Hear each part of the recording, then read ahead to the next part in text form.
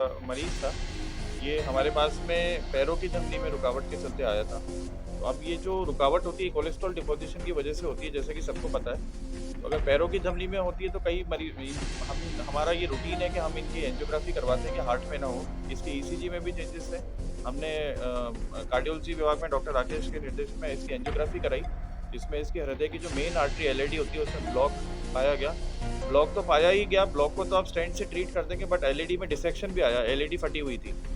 इस केस में डिसेक्शन अगर होता है तो आप स्टेंट नहीं डाल सकते। तो अब फिर इसके पास में बाईपास ही एकमात्र चारा बचता है। तो फिर हमने इस ऐसे इसको बाईपास के लिए हमने इसकी सहमति से बाईपास के लिए इसको लिया।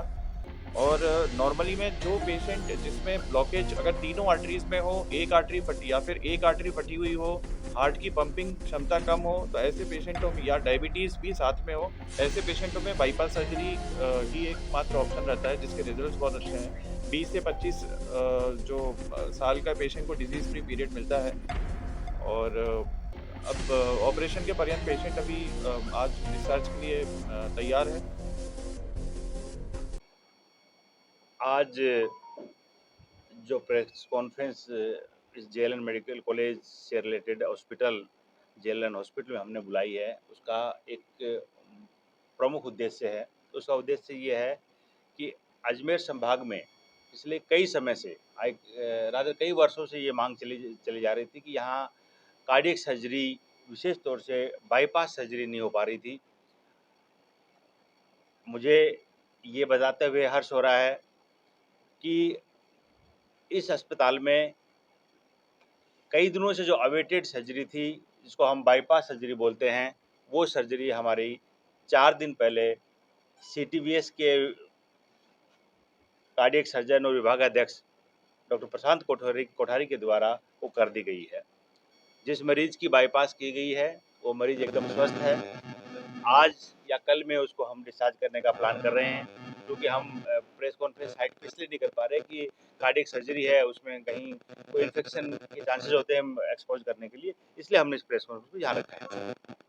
इसके साथ साथ मैं बताना चाहूँगा कि पिछले लगभग 2 साल से हम यहाँ जो विभिन्न प्रकार की कार्डियक सर्जरी होती हैं, जिसमें एएसडी का क्लोजर, वीएसडी का क्लोजर, वाल्व का रिप्लेसमेंट और उसके बाद में जो सबसे बड़ी सर्जरी बोलते हैं सीएबीजी, हम इस तरह की चारों तरह की सर्जरियाँ इस अस्पताल में डॉक्टर प्रशांत के नेतृत्व में ये सर्जरी हो चुकी है।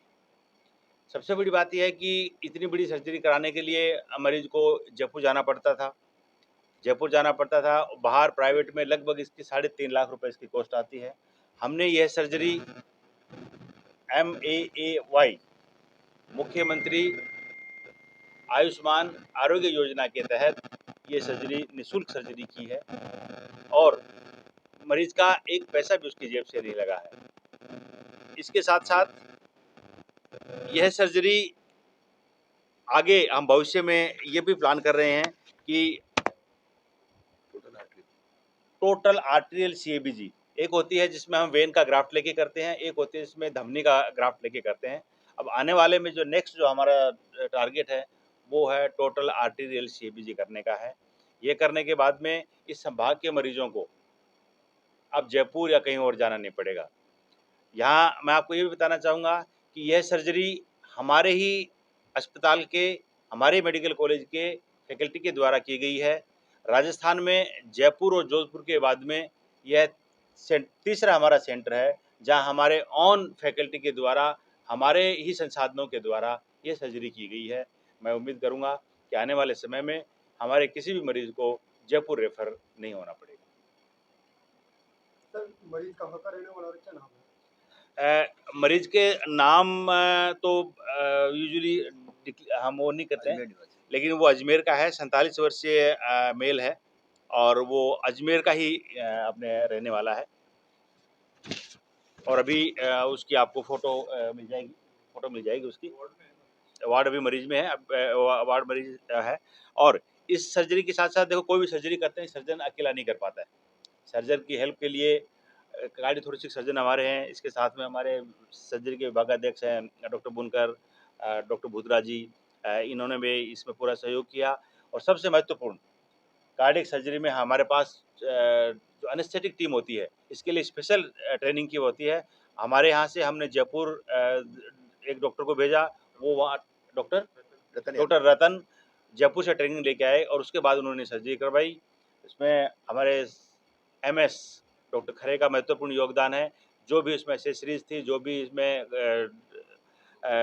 सामान उपलब्ध था, वो सारा इन्होंने करवाया। इसके साथ-साथ सर्जरी के हेड डॉक्टर वीना माथुर, उनका बहुत महत्वपूर्ण योगदान रहा। इसके साथ हमारी जो आप टीम देख रहे हो पूरी, जो टीम बैठी हुई है, इसका बहुत ही महत्वपूर्ण योगदान रहा, जिसके कारण से हम ये सफल सर्जरी कर पाए। मरीज़ था, ये हमारे पास में पैरों की धमनी में रुकावट के चलते आया था। तो अब ये जो रुकावट होती है कोलेस्ट्रॉल डिपोज़िशन की वजह से होती है, जैसा कि सबको पता है। तो अगर पैरों की धमनी में होती है तो कई मरी इन हम हमारा ये रूटीन है कि हम इनकी एंजियोग्राफ़ी करवाते हैं कि हार्ट में ना हो। इसके ईसीजी में भी चेंजेस है। हमने कार्डियोलॉजी विभाग में डॉक्टर राकेश के निर्देशन में इसकी एंजियोग्राफ़ी कराई, जिसमें इसके हृदय की जो मेन आर्टरी एलएडी होती है उसमें ब्लॉक पाया गया। ब्लॉक तो पाया ही गया, ब्लॉक को तो आप स्टेंट से ट्रीट कर देंगे बट एलएडी में डिसेक्शन भी आया, एलएडी फटी हुई थी।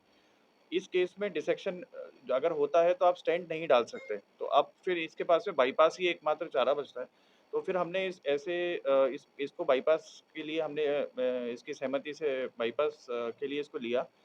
और नॉर्मली में जो पेशेंट जिसमें ब्लॉकेज अगर तीनों आर्टरीज़ में हो, एक आर्टरी फटी या फिर एक आर्टरी फटी हुई हो, हार्ट की पंपिंग क्षमता कम हो, तो ऐसे पेशेंटों में या डायबिटीज़ भी साथ में हो, ऐसे पेशेंटों में बाईपास सर्जरी ही एकमात्र ऑप्शन रहता है जिसके रिज़ल्ट्स बहुत अच्छे हैं।